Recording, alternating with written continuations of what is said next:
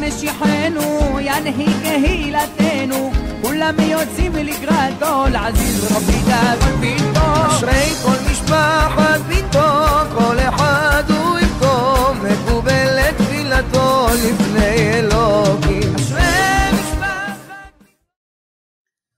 ברשות מוריי ורבותיי, avec la permission d'Hachem, Baruch Hashem, les fêtes de Hanouka sont passées, mais il y a toujours des choses que nous devons apprendre. Je suis très content qu'il y ait beaucoup de gens que je rencontre et me disent que ça leur fait plaisir les 5 minutes, les 6, 7, 8 minutes qu'ils entendent chaque matin, chaque après-midi de ma part. Eh ben, c'est ça le but de Hanouka. Le but de Hanouka, c'est la lechet mehayel el hayil, d'aller en avance. Comme par exemple, Hanouka, on commence par une bougie, on allume la deuxième, la troisième, la quatrième, la cinquième, la sixième, la septième, la huitième. La huitième, c'est le top. Et après, on continue. Voilà. Mehayel hayil. Voilà. C'est ça tout le but. Et c'est pas que Dieu préserve, on tombe de jour en jour. Mes amis, dans la vie, il faut toujours faire des recherches où on est arrivé. Qu'est-ce qu'on a fait? Il y a un but. Il y a beaucoup de gens qui croient que le monde, il est comme ça. On dirait qu'il n'a pas de but. Le but, c'est pas que de l'argent. Il faut être conscient que après 120 ans, il y a une fin.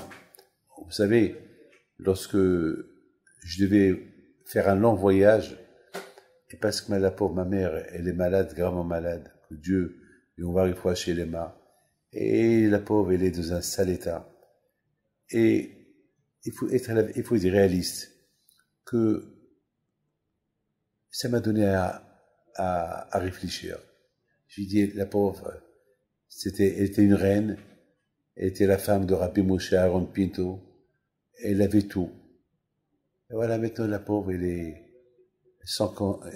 pas consciente et ils l'ont mis sous perfusion, ils l'ont endormie parce qu'elle n'arrive pas à respirer, la pauvre, d'elle-même, les reins qui ne fonctionnent pas. Et lorsque je la vois la peau comme ça m'a fait de la peine. J'ai dit, c'est ça la vie. Mais c'est pas ça la vie. Ça, ce n'est que dans ce monde-là. Et le plus important est les bonnes choses qu'elle a fait. Et combien des bonnes choses on lui doit.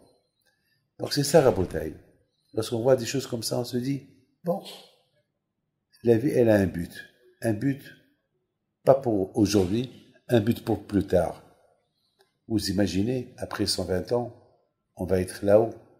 Et être là-haut, c'est, si on n'a pas la Torah et les mitzvot dans notre main, on va s'ennuyer là-haut. Parce que là où il n'y a pas de manger, il n'y a pas de sortie, il n'y a pas d'Elat, il n'y a pas de Côte d'Azur, il n'y a pas de New York, il n'y a pas des sorties, il n'y a pas de vacances. Là-bas, il n'y a pas d'enfants, il n'y a pas d'argent, il n'y a que quoi? Eh ben, pour ceux qui croient qu'il y a la vie après la mort, eh ben là-haut, tu es avec les tzadikim. Voilà. Tu passes ton temps éternel, nuit et jour, parce que là-bas, il n'y a pas de sommeil, il n'y a pas de chambre à coucher où tu peux faire ta sieste. Là-bas, tu es réveillé 24 heures sur 24. Et le temps là-bas, là-haut, il n'y a pas de temps, il n'y a pas de jour, il n'y a pas de nuit, il n'y a pas d'heure, il n'y a pas de jour, il n'y a pas de mois, il n'y a rien. Il y a que, c'est Gan Eden, c'est toujours la fête, c'est toujours Shabbat, c'est toujours le plaisir. Mais le plaisir de quoi? Ben, c'est le plaisir d'être avec le bon Dieu, c'est le plaisir de la Torah. Mais si dans ce monde-là, on n'a pas aimé les mitzvot, on n'a pas aimé la Torah, on laisse la Torah de côté, on laisse les mitzvot de côté, ben là, on va faire quoi? On va s'ennuyer. On dit, tu cherches, tu trouves. Et si tu n'as pas trouvé, c'est que tu n'as pas cherché. Et passe ta matzata ta amin. Tu cherches et tu trouves. Vous savez, beaucoup des fois, malheureusement, on cherche une paire de clés et elle est dans notre main. Elle est dans notre main et on la cherche. Elle est dans notre main et on la cherche. Donc, Et beaucoup de gens, ils n'ont pas de but, ils ne veulent pas chercher. Ils ne veulent pas savoir. Comme quelqu'un que tout le temps, lorsque je commence à parler à un cours de Torah, il sort. Une fois, je l'ai appelé, je dis, pourquoi tu sors tout le temps lorsque je fais le cours de Torah? Il me dit, ben justement, j'ai pas envie de t'écouter parce que si je t'écoute, tu vas m'ouvrir les yeux et je vais être obligé de me priver de toutes les bonnes choses que je fais. Je dis, quelles bonnes choses? Ben, les sorties, le bar, voilà, j'ai pas envie d'écouter vos cours. Et un jour, il a fait un grave accident. Et je suis parti le voir à l'hôpital. Il m'a dit, Rabbi David, j'ai vu la mort et j'ai vu le miracle. Et aujourd'hui, je crois qu'il y a un Dieu. J'ai dit, pourquoi avant tu ne croyais pas? Il dit, oui, avant, bien sûr, je croyais, et j'ai toujours cru. Mais je ne voulais pas ouvrir mes yeux. Je voulais faire du semblant qu'il n'y a rien, comme ça je peux faire ce que je veux. Là, je te donne la parole d'honneur, je vais complètement changer. Un an plus tard, je l'ai revu sans qu'il passe, sans rien du tout. J'ai dit, mais j'ai cru que tu allais changer. C'est ce que tu m'as dit. Il dit, il ne m'a pas répondu. Finalement, Rabotai, la raison pour laquelle il ne m'a pas répondu, c'est parce qu'il n'a pas cherché. Tu cherches, tu trouves.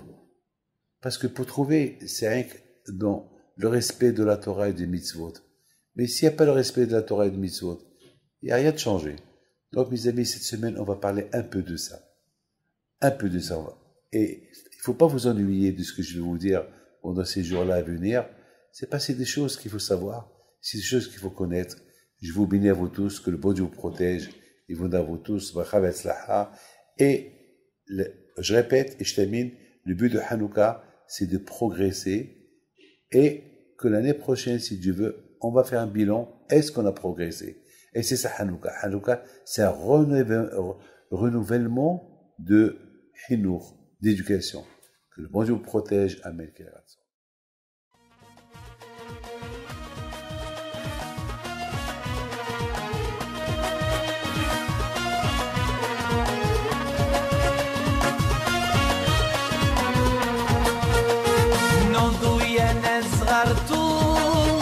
على ربيع حيم بنتو وقف لنا زي